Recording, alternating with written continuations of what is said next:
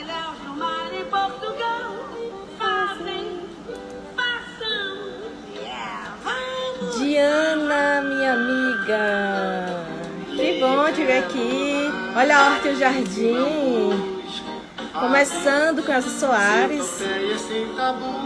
Olá, Milton. Olha a pizzaria na mão aí. Obrigada pela presença.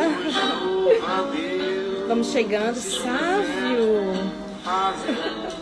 Dizem que bichos de pé fazem. Façamos. Oi, Nanda. Oi, Gal. Liliane. Tudo bom, Milton? Deixa eu baixar esse som aqui.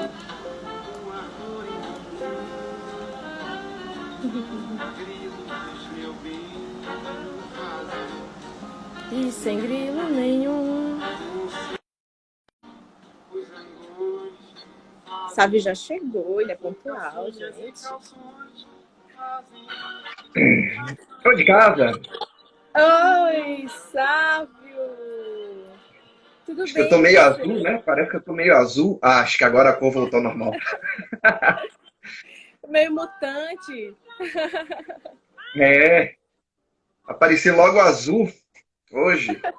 Porque meninos vestem azul, né? Meninas vestem, né? É. Você já começou muito bem. Nossa, que antenado. Né?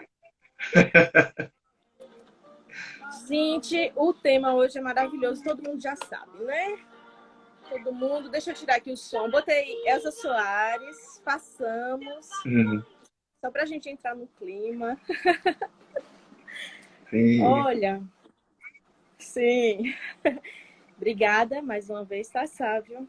Sempre. Ah, eu que agradeço o prestígio. Então, é muito pano pra manga, não é? Esse tema? Sim, temos. Na verdade, quando eu estava montando, assim, eu montei uma espécie de roteirinho. Eu sempre faço, né? Uma prévia, um roteiro, para não falar do nada. Às vezes, quando a gente é chamado para alguma coisa, palestra, aula, seja lá o que for, a gente faz uma préviazinha para poder ter um por onde seguir. E aí, quando eu estava fazendo, eu pensei, caramba, cada tópico que eu tinha separado dava uma live sozinha.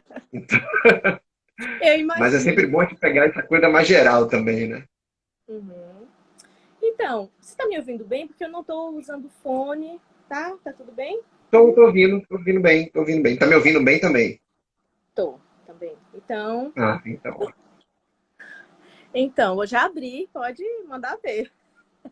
Hoje vamos falar do que todo mundo gosta de como tema, né? Na verdade, é engraçado que essa semana passou, eu não sei se foi uma matéria na televisão, alguma coisa assim, falando da Hebe, e a Hebe dizendo, ou pelo menos a representação da Hebe lá, dizendo assim, quando o assunto é qualquer outra coisa, conhecimento, história, seja lá o que for, as pessoas perdem interesse. Mas quando o assunto é sexo, as pessoas adoram.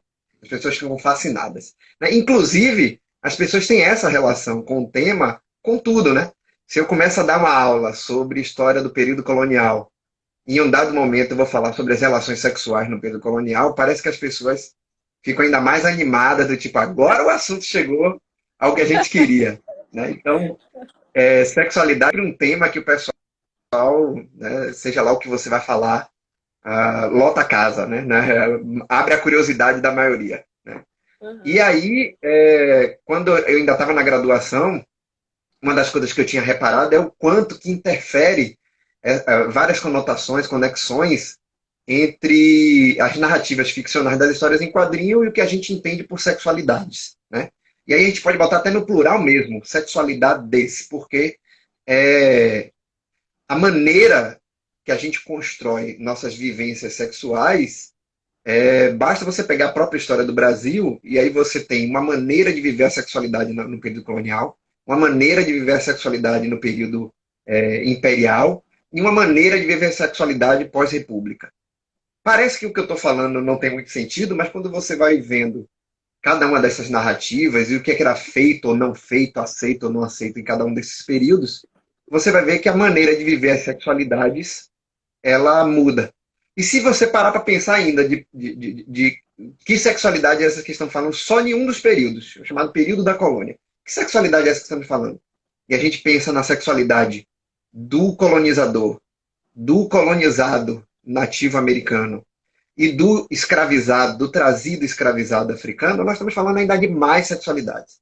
E se eu pegar só uma dessas vertentes, né, pensar a sexualidade no mundo africano, eu vou pensar cada uma daquelas civilizações, daqueles conjuntos culturais e a maneira de ver a sexualidade. Então, para as narrativas, a coisa funciona também dessa maneira. Toda vez que você vai pensar como a sexualidade está sendo tratada, por exemplo, na literatura, você vai ter que parar para dizer, certo, mas literatura de onde? Quem escreveu, para quem escreveu e quando escreveu? Porque literatura erótica no século IV a.C. é uma coisa, no século IV depois de Cristo é outra, no século XIV é outra coisa. E aí dependendo também do lugar onde essa sexualidade vai ser vivida. Então, toda vez que a gente fala disso, a gente está falando, na verdade, de um conjunto de coisas chamada representação. A sexualidade ela é uma representação de um conjunto de desejos, de vivências humanas, e que ela precisa passar por um filtro do aceito e não aceito. Né? Então, quando eu estou falando de literatura erótica, literatura pornográfica, eu estou falando do que está aceito ou não aceito naquela realidade. Quando eu estou falando de história em quadrinho, é a mesma coisa. Né? Histórias em quadrinhos, o que é aceito ou não aceito dentro de sexualidade dessas histórias em quadrinhos. E aí a gente já para um sentido muito curioso, que é a ideia que as pessoas têm, mas sexo nos quadrinhos? Ah, não pode, porque como o quadrinho é para criança, então não pode se falar de sexo no quadrinho. Né? Vamos higienizar essa literatura, ou melhor, essa subliteratura, para proteger nossas queridas criancinhas. E a gente viu que na live anterior a gente comentou disso, né? Do quanto que essa ideia de censurar, controlar, reger as narrativas, ela é equivocada. Primeiro que a gente está falando de suporte. Né? Existem quadrinhos eróticos que não são para criança. Né? Um monte de gente conhece esse quadrinho, já leu. A maioria que está aí na live com a gente aí já leu, já viu em algum momento, já deu uma folheada no quadrinho erótico, já sim. Né? O Brasil tem um histórico de quadrinho erótico. Né? Mas eu pensei na nossa live aqui, a gente falar de um outro universo sobre isso, que são o universo dos próprios super-heróis. Porque as pessoas têm uma ideia de que se é super-herói, não vive uma sexualidade, não vive uma relação de sexualidade, e essa relação de sexualidade necessariamente tem que estar aí. Ó, o Rock Opala está colocando Druna, que é uma personagem italiana do Eleutério Serperi. Mas a sexualidade não é só pornografia. Sexualidade não é só erotismo. Sexualidade é tudo. E aí, eu pensei o ideal para a gente entender como é que funciona o conceito de sexualidade. Primeiro que já estamos vendo aqui sexualidade. Né? Eugênia e Sávio. As pessoas já construíram uma ideia de que são um homem e uma mulher no bate-papo. Primeiro que as pessoas construíram essa ideia através de um conjunto de signos que nós estamos representando aqui nesse vídeo. Eu tenho barba. Eugênia está de batom. Quem garante que Eugênia é mulher e quem garante que o Sávio é homem? São as nossas construções simbólicas, visuais, performáticas, que já definiram que as pessoas se sentem seguras em chamar Sávio de ele e chamar Eugênia de ela. Mas nós não somos essencialmente nenhuma dessas duas coisas. Digamos que, na verdade, uma pessoa que estivesse nessa live não conhecesse nem Eugênia nem Sávio. E aí não soubesse a história, por exemplo, de que talvez Sávio tenha nascido Sara e que fez a mudança de sexo com seus 18, 19 anos de idade. E que hoje, com 36, é um homem, porque os hormônios todos se adequaram àquela realidade. Então, para começar, nós já estamos falando de sexualidade, basta encontrar uma pessoa na rua. Basta sentar um paciente de frente com a psicóloga, a primeira coisa que a psicóloga pensa é uma menina ou é um menino. E aí, quando vai conversar, descobre que é uma pessoa que passou por um processo de transgeneridade e transexualidade. Ou então que não é uma pessoa que não passou nenhum desses processos, mas que em um dado momento de sua vida foi fazer um exame de sangue, um exame genético, para descobrir o pai ou coisa parecida, e descobre nesse exame genético que, apesar de ter aparência masculina, seus cromossomos são XXY. Ou XX. E aí a gente vai parar para pensar primeiro numa coisa. Quando estamos falando de quadrinhos, falando de personagens, falando de ficção, falando de representação, nós estamos falando de corpos. Nós estamos falando de aparência, de sexo. E aí a gente está falando de sexo biológico. Sexo, para o que a gente entende, o que as pessoas, na verdade, constroem sobre o corpo do outro, é um processo biológico da sexualidade. Então já começamos por aí. Nós temos como representação sexual, culturalmente, a ideia de que existe um binômio, macho e fêmea, mas a própria corporidade biológica vai dizer que existe macho, fêmea e intersexo.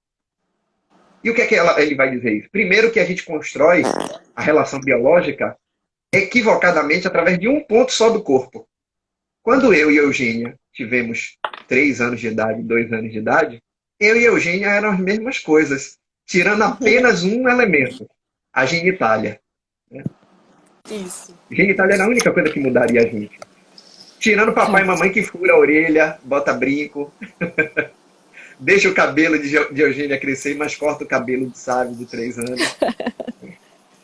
Mas, compondo o que nós entendemos como sexo biológico, e aí é muito curioso que muita gente defende a ideia de que os gêneros são através do sexo biológico, o próprio sexo biológico vai dizer o seguinte, ó, para você definir o que é sexo biológico, você tem que partir primeiro de genética, depois de neurologia, depois de hormônios, depois de anatomia e, por fim, funcionalidade. Então, se eu tenho essa gama de características, que elas vão ter todos os condicionantes tratados como singulares para aquela sexualidade que eu já inventei como sociológica, eu vou chamar aquela pessoa de homem ou mulher, macho ou fêmea.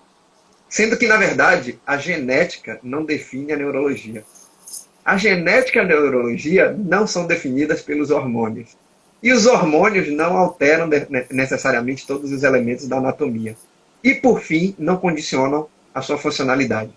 Então, ser macho ou fêmea não depende de um fator exclusivo e nem é essencial ou absoluto em todos esses fatores. A pessoa nasce com a genética XX, mas os seus hormônios apresentam quantidade imensa de testosterona. A anatomia dessa pessoa na sua puberdade vai... Porque ainda tem isso, né? Nós temos a diferenciação sexual primeiro primária, que vem da nossa genética, do nascimento, e depois a secundária, através das transformações que a puberdade nos dá. Inclusive, puberdade não é adolescência. Puberdade é as transformações físicas que o corpo tem, enquanto a adolescência é a construção sociológica da passagem do tempo. O adolescente é aquele que deixou de ser criança, que está quase se tornando adulto. A puberdade independe da adolescência. Né? Alguém falou uma coisa ali que eu não estou conseguindo ler. Mas é grande. Foi. Vou falar, tá? Vou aproveitar. Desde o exame de ultrassonografia, o médico determina o sexo do bebê como algo que aquele feto deveria levar para toda a vida, ignorando as experiências de vida que deve ser, né? Acho que deve ser levado em consideração. Mais do que isso, né? Se a gente for parar para pensar o que é uma ultrassonografia, o uso de uma tecnologia física em que o som vai repercutir em volta de um objeto físico e trazer de volta para a gente, no formato de luz, os condicionantes sonoros de eco desse objeto físico, a ultrassonografia é uma ilusão, porque ela vai mostrar para a gente, através de efeitos de luz, uma camada visual produzida pelo som. O som vai ser transformado em luz para a gente ver o formato. E ver o formato não me dá nem genética, nem neurologia, nem hormonal, nem funcional, só me dá anatômico. Então a ultrassonografia só me apresenta anatomicamente o indivíduo. Né? O que não deixa de ser interessante. É bom você entender anatomicamente. É bom você entender e respeitar as transformações biológicas. É bom você entender e respeitar o que é o hormônio. Mas não entender nenhuma dessas características como agarradas uma à outra e essenciais para a construção do que a gente é. Elas não são agarradas. Elas não são essenciais. Né? E aí os quadrinhos nós vamos nos apresentar isso o tempo inteiro. Primeiro encontro que as pessoas têm com a narrativa de ficção e com as histórias em quadrinho é quem é o super-herói, quem é a super-heroína, quem é a vilã e quem é o vilão. E aí eu vou ter um conjunto de características que vão me definir primeiro isso. Eu sei quem é o herói porque é um homem representado. Tem as características masculinas e apesar de eu não ver as genitálias, porque ele está com a cueca por cima da calça, eu consigo prever ou simular que ali tem uma genitália. Né? Gente, super-herói não existe. Então nós não estamos vendo nem homens nem mulheres, nós estamos vendo representações de masculino e de feminino através de alegorias visuais. Então, a gente já tem a construção das alegorias aí. Quem é o super-homem? Quem é a Lois Lane? Você sabe pelas vestimentas, pelo corte de cabelo, pela presença ou ausência de seios ou barba. Então, nós já estamos falando de gênero e sexualidade, mesmo que você não esteja falando necessariamente de erotismo. Então, toda a história em quadrinho é isso. Betty Boop é isso. Você está falando de sexo biológico transformado em signo. Quando você fala de sexo biológico transformado em signo, você já não está falando mais do corpo. Você está falando de uma representação do corpo. Se você está falando da representação do corpo, não é mais o corpo, logo, não é mais o sexo biológico. Temos 2 quadrinhos que trabalham essa ideia muito interessante. Um deles se chama Rama-meio. Rama-meio é um quadrinho japonês, que eu não vou lembrar o nome do autor agora, e que é a história de um indivíduo, de um garoto, junto com o pai, que eles vão treinar Kung Fu, alguma coisa assim, e acaba com que esse garoto, eles vão treinar artes marciais num lugar cheio de daqueles poços de água aquecida, águas termais que tem na China e em outros lugares. E aí esses lugares são lugares mágicos, e quando esses indivíduos caem naquele poço, eles absorvem as características de uma pessoa que morreu anteriormente ali. E aí o garoto, nessa série de quadrinho, ele cai no poço em que morreu uma menina. Então, a vida dele vai ser transformada, a história inteira de Rama-meio é pensando nessas circunstâncias, e é muito engraçada, é muito divertida, porque toda vez que esse indivíduo... Eu posso ter trocado a alegoria, mas toda vez que esse menino é jogado nele água fria, ele vira uma menina. Toda vez que a menina, ele transformado em menina, ela recebe água quente, ela volta a ser um menino. Só que, na verdade, a personalidade do Rama ainda é a mesma. É um indivíduo masculino, nascido masculino, que a água transforma seu corpo, mas mantém as características que são sua vivência, sua construção de identidade e sua personalidade. Percebeu que a ficção já mostrou pra gente que o corpo não é essência pra porra nenhuma? O corpo não pode ser tratado como algo essencial, porque ele pode sofrer transformações. Né? Se Eugênia não tivesse a funcionalidade de parir, eu poderia dizer que Eugênia não é mais mulher? Pois é. Não, né? Porque só seria um condicionante da possibilidade de parir que faria Eugênia mulher? E se a Eugênia fizesse hoje um exame genético e descobrisse que não tem cromossomos femininos, que apesar de seus hormônios serem estrogênio e progesterona, o seu condicionante genético inicial ele não foi determinado do seu gênero. Então, para a gente ver que o corpo não pode ser nunca usado como uma pedra de suporte para a gente exigir dos outros um condicionante essencial de vida. Né? Ninguém sabe. Não fez o exame, não tem como saber. Outro quadrinho muito legal, que trabalha com isso, que virou uma série de animação e depois um filme, tem até o filme, é Ghost in the Shell. Ghost in the Shell, nasce o quadrinho Ghost in the Shell. Depois tem a animação Ghost in the Shell, que acho que ficou como Vigilante da Manhã, alguma coisa assim, como o nome do filme. Né? E nessa franquia de futuro, de ficção científica, tem uma coisa que está muito presente na ficção científica futurista, na ideia de mundo ultra avançado, que é você fazer transformações físicas no seu corpo. Eu quero ser um guerreiro muito mais habilidoso, eu troco minhas pernas por pernas mecânicas, então eu vou ser mais veloz. Eu troco meus braços por braços mecânicos e eu vou ser mais forte.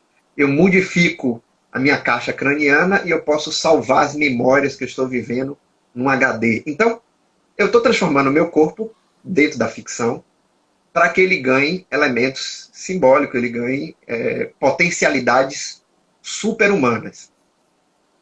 Se a gente for parar para pensar nisso, esse condicionante, na verdade, nem está na ficção científica só, não. Está na religiosidade tupinambá, por exemplo. Os tupinambás devoram o seu inimigo em guerra para se apropriar das habilidades extras normais que o seu adversário tinha. Se era um guerreiro muito veloz, o tupinambá comeria suas coxas para absorver essa habilidade de correr, né?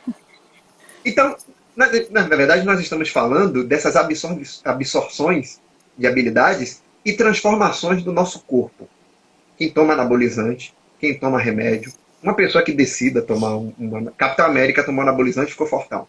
Mas uma pessoa que decida tomar um medicamento para curar-se de um câncer ou se proteger de um Covid, ela já está fazendo uso de transformações físicas no seu corpo, negando uma essência. O que a essência está dizendo? Existe uma doença chamada Covid, o seu corpo não foi feito para receber a Covid, então você vai morrer. Mas você pode, através da inteligência humana, construir mecanismos de salvar o seu corpo, modificar o seu corpo. Eu estou mudando agora quimicamente o seu corpo, né? A vacina faz isso. A própria Covid faz isso na sua seleção. E agora seu corpo não é mais seu corpo. Não é mais o mesmo corpo que você tinha antes. Então é muito curioso como as pessoas querem, ao mesmo tempo, exigir que a corporeidade sirva de essência para as outras coisas, mas ao mesmo tempo abre mão facinho, né, de mudar o seu próprio corpo para um condicionante de saúde. É muito curioso a gente ver isso e essa ficção nos trazer esse debate, né, que está dentro da fantasia, em algumas questões, mas que ao mesmo tempo está dentro da própria construção da humanidade. Né? Saindo agora de sexo, acabei de falar de sexo biológico, que é a base por onde a gente constrói nossas diferenças. Como eu disse, Eugênia e Sávio são vistos como menina e menino por causa das características que nós estamos vestindo, principalmente. Né? Se eu estivesse de barba feita, batom, de óculos, cabelo com luzes e esse colar bonito aí, talvez eu confundisse um pouquinho mais as pessoas. E se a Eugênia começasse a tomar hormônio e tivesse barba, ela também confundiria bastante muita gente. Então, vamos pensar nessa ideia do que é isso. Eugênia e... Espere.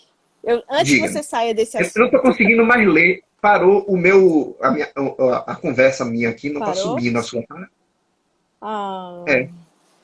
Deixa eu te dizer uma coisa. Eu lembrei dessa coisa da ficção, da história em quadrinho. Eu amo a lenda de Yang, né? Avatar. E aí, quando acaba a história de Avatar, de Yang, para passar para a lenda de Korra, que é o espírito, né, do Avatar, foi uma dificuldade para me apegar ao personagem, né? E não foi somente eu, não. Algumas pessoas que gostam também falaram sobre isso. E olha como é interessante que tem esse, como é que eu posso dizer, um peso mesmo relacionado ao sexo, né? Por ser uma menina no lugar de um personagem menino e com todas aquelas coisas. Mas eu acho que tem a ver com a sexualidade, sim, que é diminuir, é como se estivesse diminuindo o papel, o espírito dele estando numa menina. É estranho, né? Eu ouvi algumas pessoas falando sobre isso. Eu acho curioso que, assim, eu desafio qualquer ser humano a me narrar algo que não esteja falando de sexualidade. É impossível. Tudo que nós falamos está sendo tratado através do filtro da sexualidade. A única maneira de a gente não tratar de sexualidade é se a gente for falar de planetas, cosmos, essas coisas. Mas se a gente fizer uma ficção, mesmo uma ficção que seja para outros planetas, a gente vai falar desses tempos. Porque, na verdade, quando você diz o Sol e a estrela, você já está dando gênero a coisas que não têm gênero. O Sol está sendo tratado no masculino na nossa língua portuguesa e a estrela tratado no sexo feminino. Então é muito difícil. Mas aí, o que nos acontece é que o corpo biológico, esse corpo que eu acabei de mostrar na reflexão aqui, que ele não é integral, ele não é totalitário e ele não é essencial, esse corpo precisa ser lido. Como é que esse corpo vai ser lido? Pensemos eu e você, vivendo lá na pré-história, todos dois pelados e cheios de pelos. Né? Acho que talvez para você seria mais incômodo do que para mim, porque só a ideia de vocês, mulheres, terem construído um afastamento cada vez maior de qualquer traço original de animalidade, pelos, né, cheiros, essas coisas todas, né? Enquanto para o homem isso é hipervalorizado, o homem tem que ser fedorento, peludo, mal, grosseiro, comer pão e ficar cheio de pão na barba. Né? Para vocês é o contrário. Quanto mais limpas, melhores. Né? Eu tô aqui, Mas muita será que foi mulher uma construção? Será que foi uma construção Isso foi feminina? construção. Eu acho que foi do masculino mesmo, né? De um Ah, você patriarcado fala aí. de onde veio a construção? Não, eu falo desse corpo, esse corpo feminino sem pelos, sem uma construção social também, não é? É, uma construção. Uma imposição. Foi. Não, eu quis dizer assim, uma imposição, mais do que construção. Sim. Na verdade, estamos Né? passando por processos o tempo inteiro de imposições. E aí, você tratou do tema exatamente perfeito. Porque se eu vou falar do corpo para definir que existem duas categorias diferentes e que elas precisam ser vividas de forma diferente, eu vou usar um outro termo, que não é o corpo. É um termo chamado gênero, que tem causado tanto alvoroço nas pessoas, porque as pessoas entendem como se o gênero fosse uma tentativa de substituir o sexo. Nossa, estou inventando gênero para daqui a pouco não vai existir nem homem nem mulher. Não, abobalhado. Gênero é para mostrar que o que a gente entende como homem e mulher precisa passar por uma leitura e uma interpretação cultural para a gente chamar de homem e mulher. Não existe homem e mulher meramente por causa do corpo. Né? Então, por exemplo, a Joan Scott vai dizer, gênero é uma organização social da diferença sexual. O que é a organização social da diferença sexual? Em que dentro da minha sociedade eu tenho as duas categorias que são avaliadas pelo corpo e pela genitália, e eu preciso agora colocar cada uma em seu devido lugar. Vamos pensar numa coisa bem simples. Quem é que caça para alimentar a família? Quando? Em que época? Quando e que época? Para começo de conversa. Quando e que época? Outra coisa é, de qual cultura você está falando? Porque até hoje em dia tem culturas africanas que são as mulheres que caçam e coletam e os homens cuidam da lavoura e do gado. Estou falando de civilizações africanas. Uhum. Aí já deram até um exemplo. A leoa caça no mundo animal. Né? Isso. A outra diz que o gato dela que caça. Então, na verdade, esses condicionantes, eles são uma transição justamente, para quem não lembra disso, eu falei isso até na live da Caverna antes de Platão, sobre o Paleolítico. Esses condicionantes, eles são construídos através das vivências. Né? Esse condicionante, ele é inventado. Então, a Linda Nicholson ainda vai trazer uma outra coisa. Ela vai dizer o seguinte, o conceito de gênero, esse que eu acabei de falar pela Joan Scott, ele foi introduzido para suplementar o de sexo, não para substituir. Ele é entendido da seguinte forma. Sexo é a base formadora imprecisa, que eu acabei de mostrar, do corpo, do que você vê, do que você entende, de como você entende o outro. O gênero é como você insere isso nas relações interpessoais, dentro da sociedade. Então, não existe o sexo sem o gênero. Meu Deus, alguém tá me ligando. Cancela, diz que você está ocupado. Então, o gênero, ele não vai definir os aspectos meramente físicos. Não é o gênero que define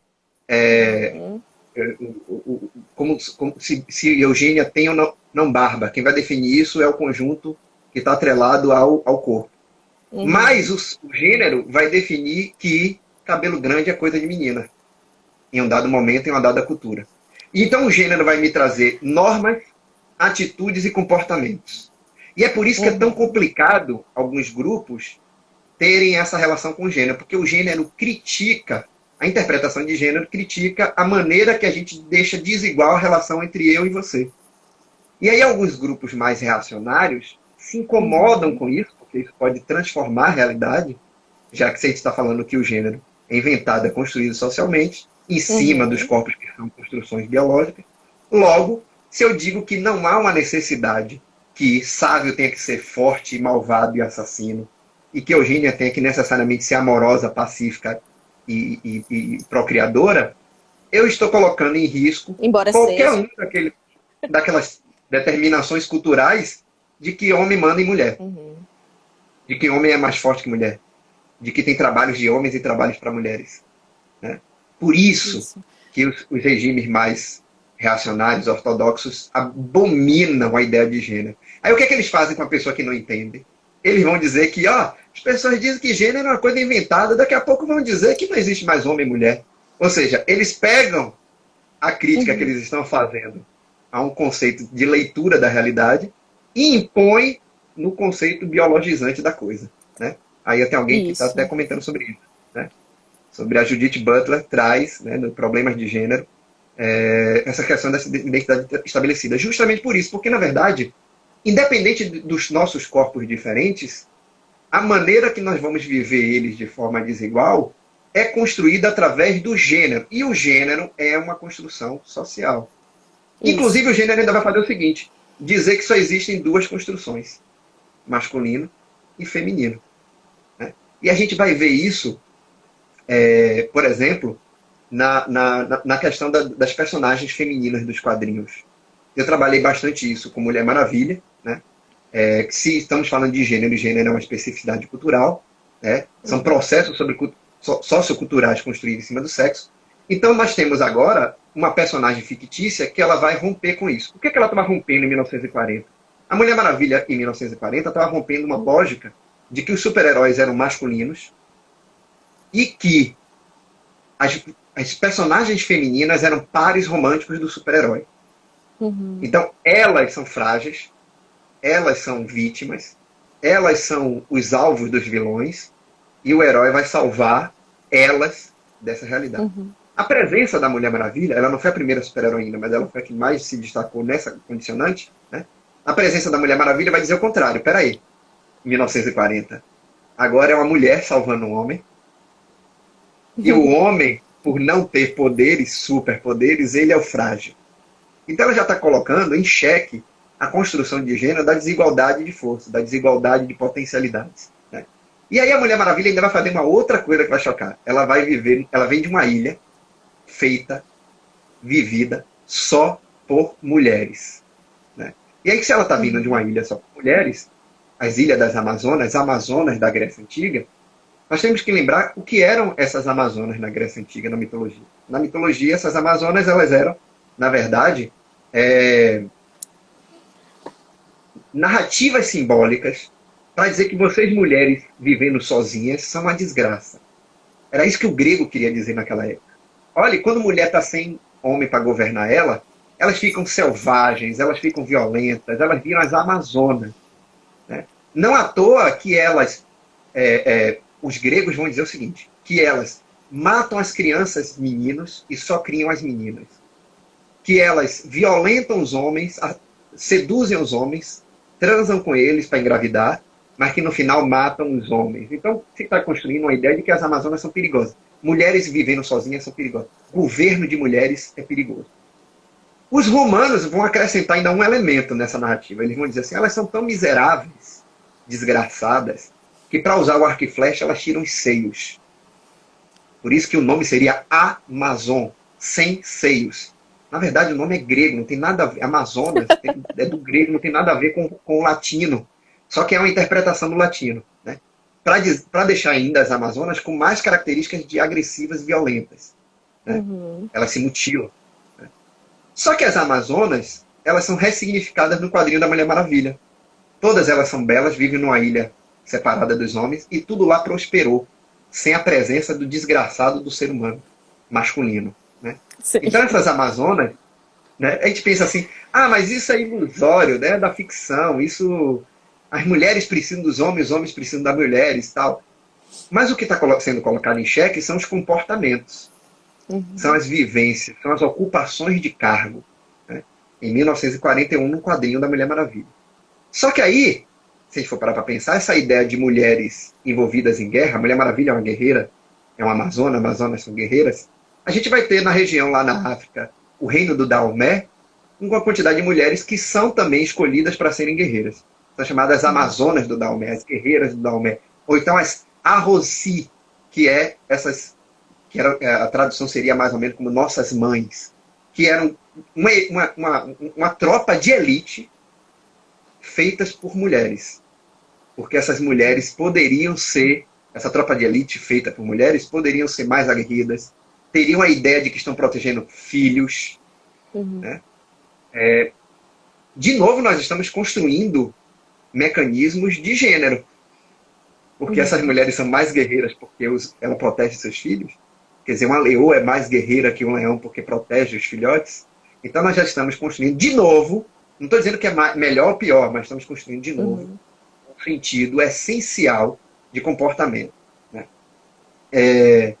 A primeira Capitã Marvel, todo mundo imagina a Capitã Marvel por causa do filme que saiu agora com a personagem. Mas a primeira Capitã Marvel, chamada Mônica Rambeau, é uma mulher negra. Foi uma personagem do final dos anos 60, início dos 70. E uma das coisas que ela vai questionar no primeiro quadrinho que ela aparece, na primeira história que ela aparece, que ela não tem o título de capitã, ela é tenente, ela vai questionar justamente isso. Por que eu, mulher negra, não estou subindo de patente? E aí, quando ela ganha os poderes de super-heroína, ela muda o nome dela, ela se assume pelo título de Capitã Marvel. Ela dá o título militar de capitã, porque dentro do universo militar, ela não subia de patente com a mesma facilidade que os homens. Né? O quadrinho ainda brinca, diz que ele bota uma alegoria para a gente pensar que não é só uma questão dela ser mulher e negra, mas dela ser especificamente mulher, porque o coronel que não permite ela subir de patente é um homem negro. Então, já estamos falando aí de Lélia Gonzalez, estamos falando aí de interseccionalidade, de camadas diversas de opressão que ocorrem porque o gênero é construído socialmente. Se o gênero é construído socialmente, eu pego as diferenças e transformo ela em desigualdade. Né? Ai, que Mas lindo percebeu isso. que... Essa última frase foi linda.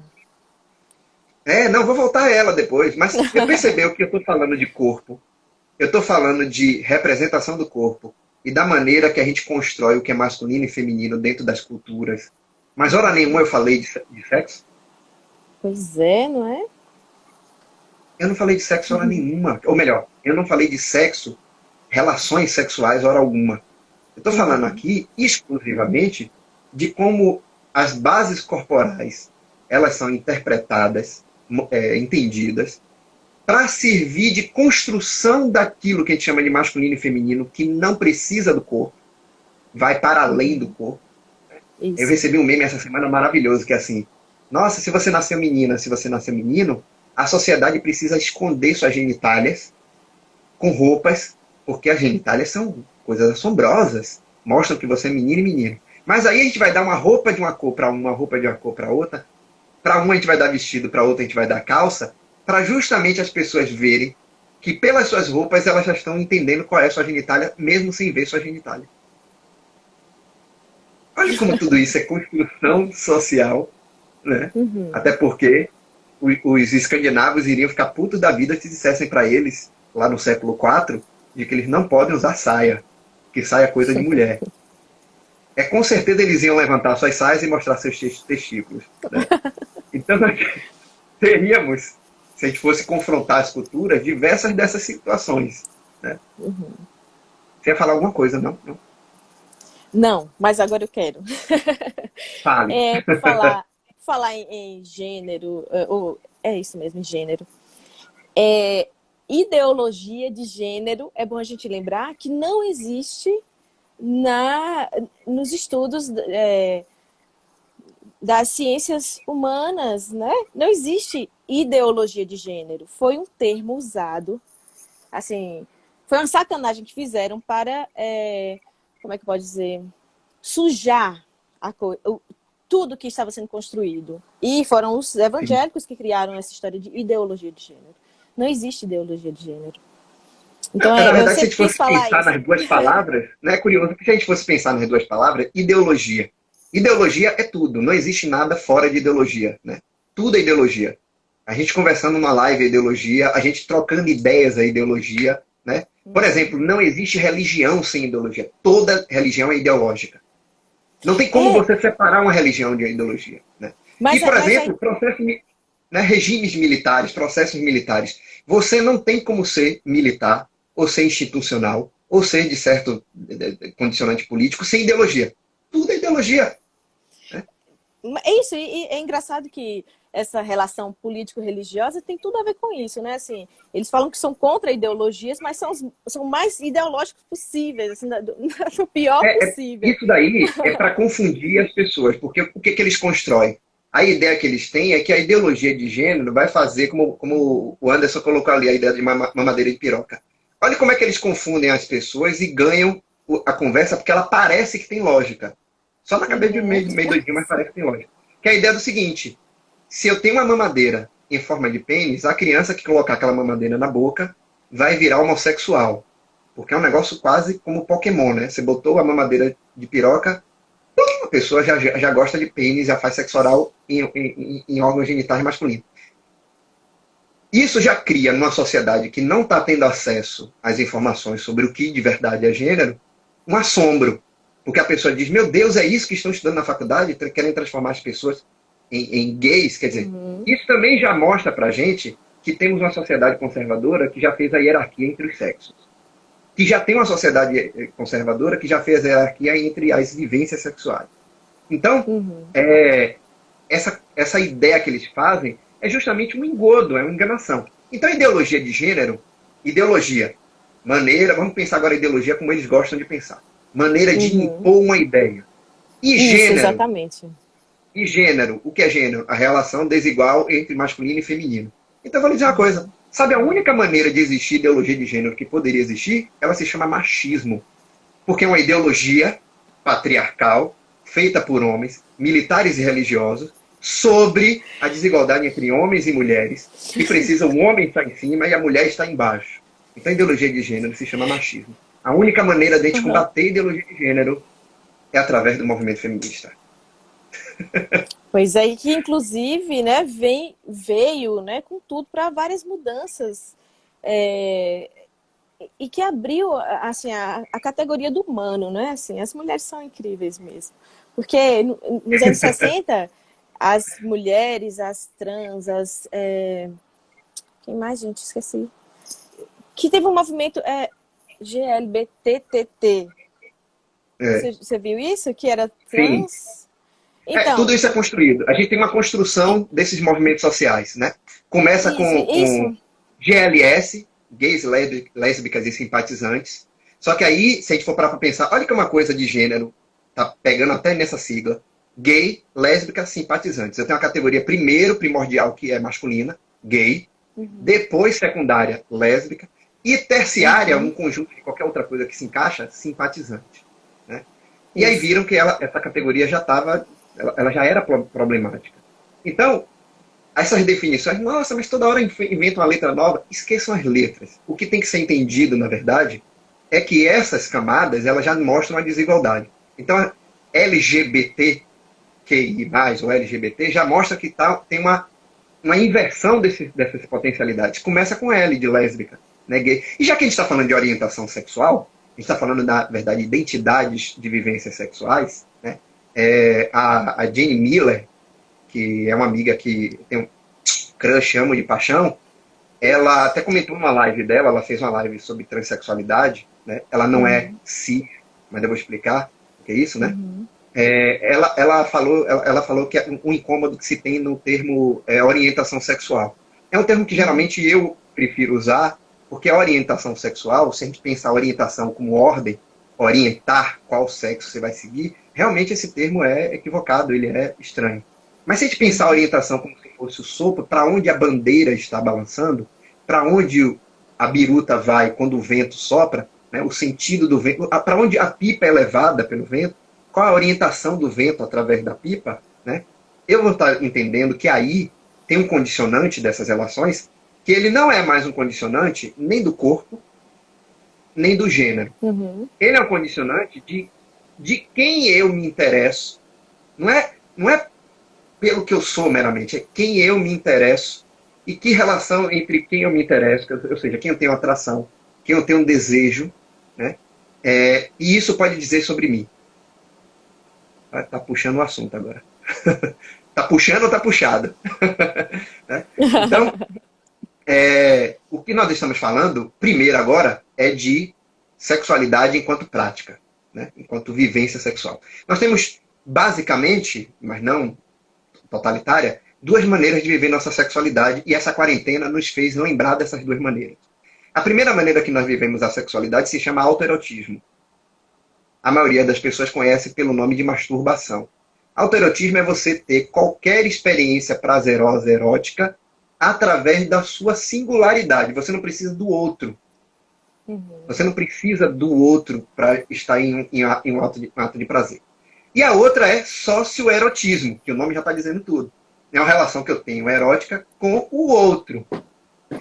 Essa relação erótica com o outro, se a gente pega na história da humanidade, a gente vai ver que ela não é determinada na sua intimidade. Na pré-história, não tem uma determinação. Na antiguidade, não tem uma determinação.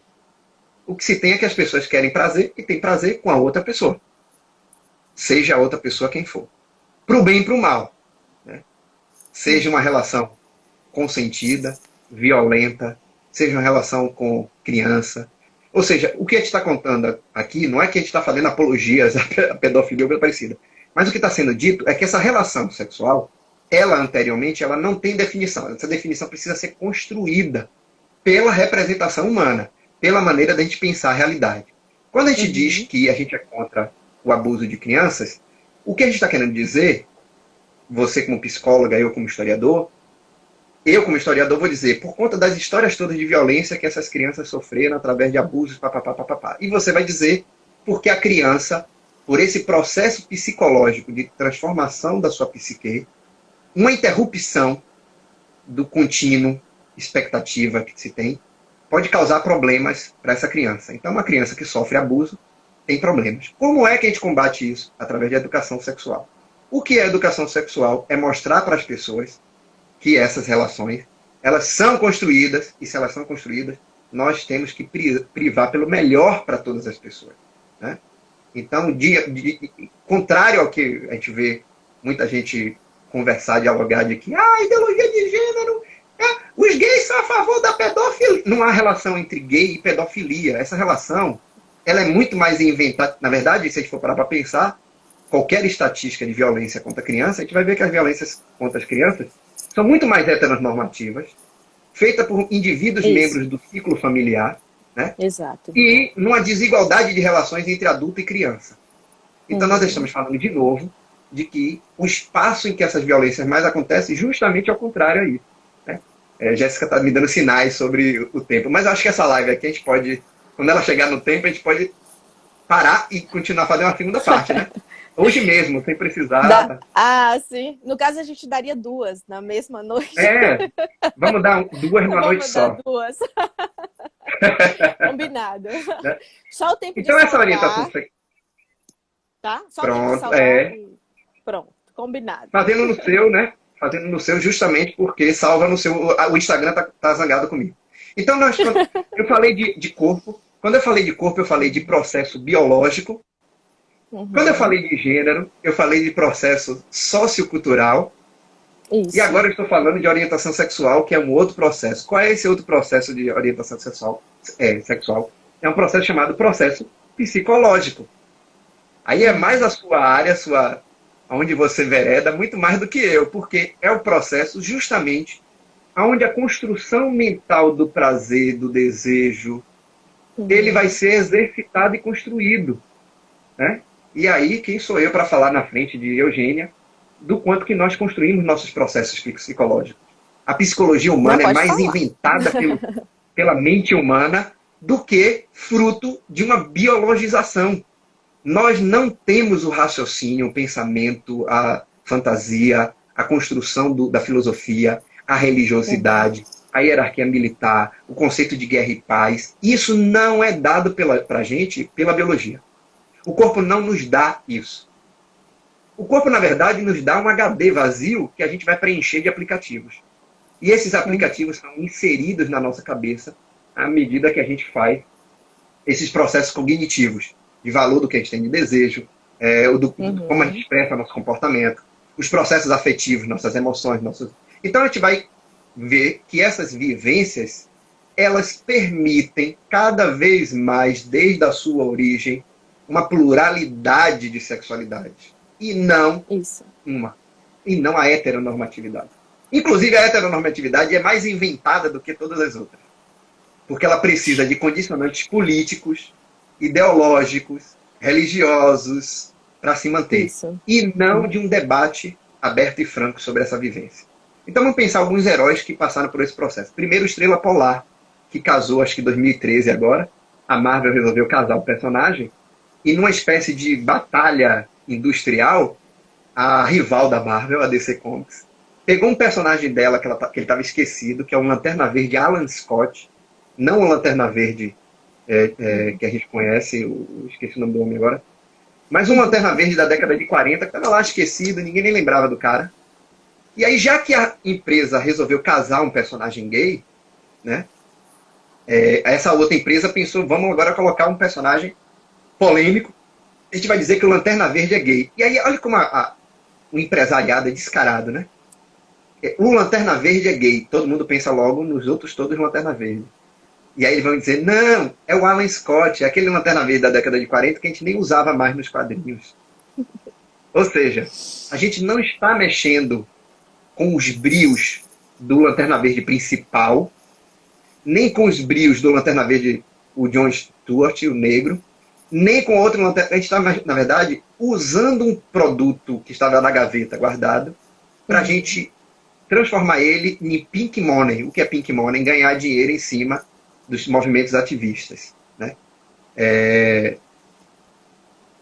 Isso tudo que eu estou dizendo, que é curioso ter isso nos quadrinhos, são quadrinhos recentes. E alguém diria assim, nossa, os quadrinhos agora estão mexendo com essas questões, né? Na verdade, não. A gente já teve, por exemplo, na década de 70, uma ressignificação da masculinidade, da ultramasculinidade do Batman. Lembra do Neil Adams, do Dennis O'Neil, que a gente comentou da outra vez? Na outra live? Sim, que sim. morreu recentemente e tal. Sim. O Dennis O'Neil, ele foi escolhido pela empresa para refazer o Batman machão. Por que refazer o Batman machão? O Batman estava afeminado? Tava. Na década de 60, quem viu a live do Batman que eu fiz com o Carlos Barros, que o Instagram não salvou, eu falei da década de 60. Em 1966, o Batman estava muito afeminado. O comportamento dele, os trejeitos deles mais afeminados, por conta da série de televisão de 1966, que era Dúbia. Fora de todo o processo que teve de perseguição ao personagem na década de 50, né? Que fez a indústria pensar o contrário. Tipo, se as pessoas estão mais curiosas se o Batman é ou não gay, vamos deixar elas na dúvida. E vamos criar histórias que pode ser que ele seja gay, pode ser que ele não seja gay. O mais curioso é que, olha como a gente pensa a relação. Eu estou falando agora, o tempo todo, de como as pessoas se relacionam sexualmente, né? Seja Sim. eu me relacionando com uma mulher, aí eu estou entendido dentro da minha sociedade como hétero, seja eu me relacionando como um homem, e aí eu estou entendido dentro da minha sociedade como homossexual. Hora nenhuma, isso está dizendo como eu me comporto. A roupa que eu uso, se eu uso gloss ou não, se eu pinto cabelo ou não, se eu visto rosa ou não. Isso não define a escolha que eu tenho de sexualidade, né?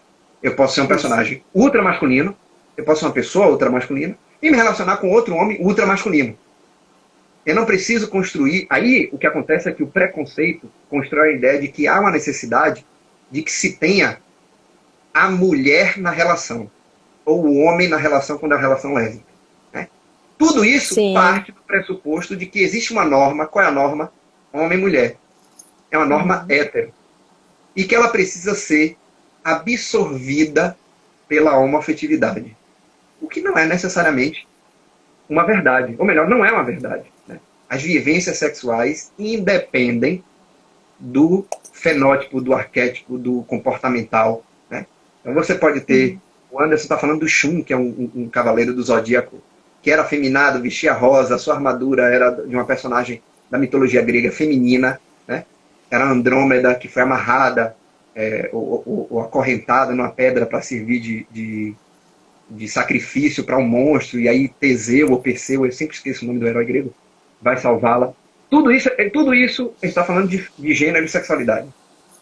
É o herói masculino, é a mulher sendo sacrificada, o sacrifício tem que ser uma mulher. Então, tudo isso a gente está falando de sexualidade.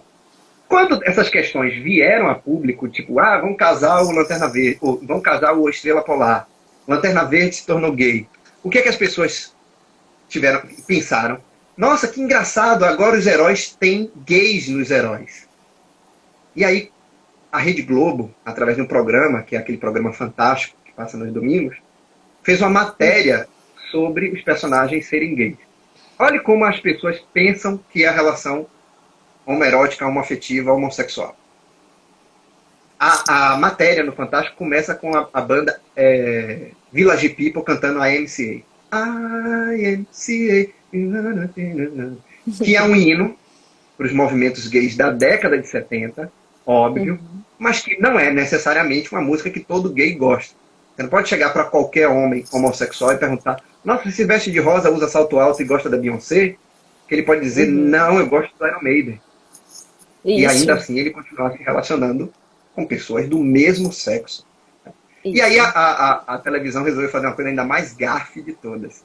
Chamou um desenhista, que é o Rafael Grampar, me desculpe ele se depois ele ver essa live, para o Rafael Grampar fazer um desenho de um super-herói gay. O que é que o Rafael faz? Né? Ele desenha uma drag queen com capa.